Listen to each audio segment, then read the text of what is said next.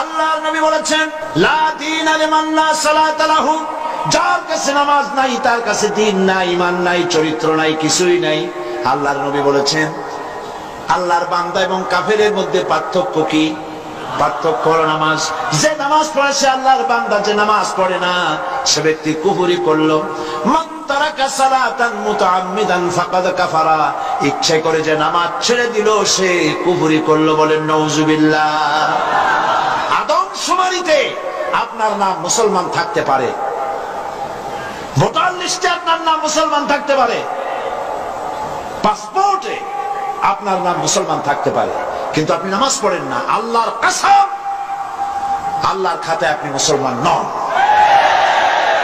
আপনি দেশের প্রেসিডেন্ট, প্রধানমন্ত্রী হতে পারেন, পররাষ্ট্র স্বরাষ্ট্রমন্ত্রী হতে পারেন, পুলিশ আপনাকে স্যালুট দেয়, বিডিআর স্যালুট মারে, সবই ঠিক আছে, কিন্তু আপনি যদি নামাজ না পড়েন, আমার দেশের সদর ঘাটে কুলি বোঝাটা নিয়ে পেট চালায়, যে সেই কুলিটা যদি নামাজি হয়, দিনদার হয়, পরেজগার হয়, আল্লাহরে ভয় করে, তাহলে বেনামাজি প্রেসিডেন্ট, বেনামাজি প্রধানমন্ত্রী, বেনামাজি মন্ত্রীর চাইতে আল্লাহর কাছে কুলি, মাঝি, রিকশাওয়ালার মর্যাদা হাজার হাজার গুণ বেশি।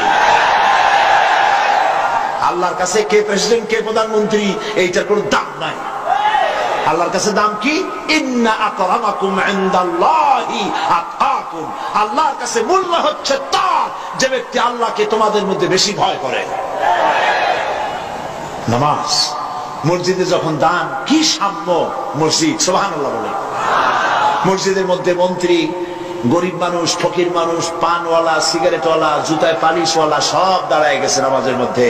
মন্ত্রীর সামনে এক পালিশওয়ালা, জুতায় পালিশওয়ালা দাঁড়ায় গেছে। মন্ত্রী কি বলতে পারবে, বেটা তুই জুতায় পালিশ করিস, আমি মন্ত্রী, তুই জানিস না?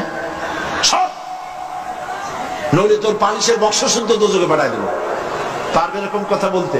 পারবে না, কারণ মন্ত্রী সাহেব এটা ফাজলামি করার জায়গা না, এটা মসজিদ।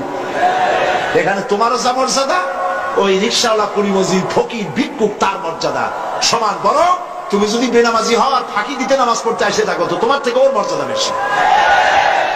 কবি বলেছেন, এক হি সব মে খড়ে হো গে মাহমুদ ও আয়াজ, এক হি সব মে খড়ে হো গে মাহমুদ ও আয়াজ, না কোই বান্দা রহা না কোই বান্দা নওয়াজ। একই কাতারে সম্রাট মাহমুদ আর তার ভৃত্য আয়াজ দাঁড়ায় গেছে। এখন কেউ চাকরও নাই, ভৃত্যও নাই, সব আল্লাহর গোলামে পরিণত হয়ে গেছে। নামাজ, ইসলামী সরকার হলে প্রথম কাজ হবে নামাজ পড়া। নামাজ পড়বে, কাজে বরকত হবে। দেখেন না মুয়াজ্জিন কি বলে? মুয়াজ্জিন আযানের ভিতরে বলে, হাইয়া আলাস সালাহ, এসো নামাজের দিকে। আপনি বলবেন মুয়াজ্জিন চিল্লাও কেন? নামাজের দিকে আসলে হবে কি? মুয়াজ্জিন দ্বিতীয় লাইনে গিয়ে বলে, হাইয়া আলাল ফালাহ, এসো কল্যাণের দিকে, মঙ্গলের দিকে। নামাজের দিকে আসলে পরে তোমার কিসমত খুলে যাবে, তোমার তাকদীর পাল্টে যাবে। এসো নামাজের দিকে, নামাজ পড়ো। বন্ধুগণ, এই নামাজের দরখাস্ত সারা দেশে, পৃথিবীতে যত জায়গায় যাই, সব জায়গায় মানুষকে নামাজের কথা বলি। বন্ধুরা, নামাজ পড়ুন, নিজে পড়েন, বউ বাচ্চারে পড়ান, আল্লাহর কাছে দোয়া করেন নামাজের জন্য, আল্লাহ আমাদের নামাজি বানায় দাও। বলেন আমিন। নামাজ আর কেউ ছাড়বেন? নামাজ না পড়লে কাফের, কাফের। নামাজ না পড়লে মুসলমান বলে দাবি করার কোন হক, কোন অধিকার আপনার নাই। নামাজ জীবনেও আর ছাড়বো না, এই ওয়াদা করতে পারবেন?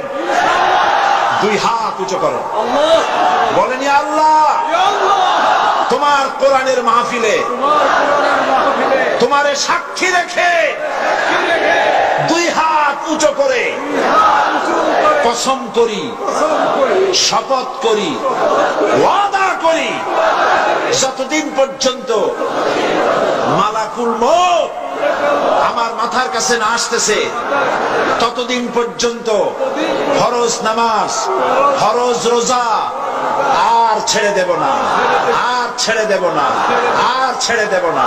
এবার চিৎকার দিয়া বলেন, ইয়া আল্লাহ, আজকের এই কসম, আজকের এই শপথ, আজকের এই ওয়াদা আমার মৃত্যু পর্যন্ত আমাকে পালনের তৌফিক দাও।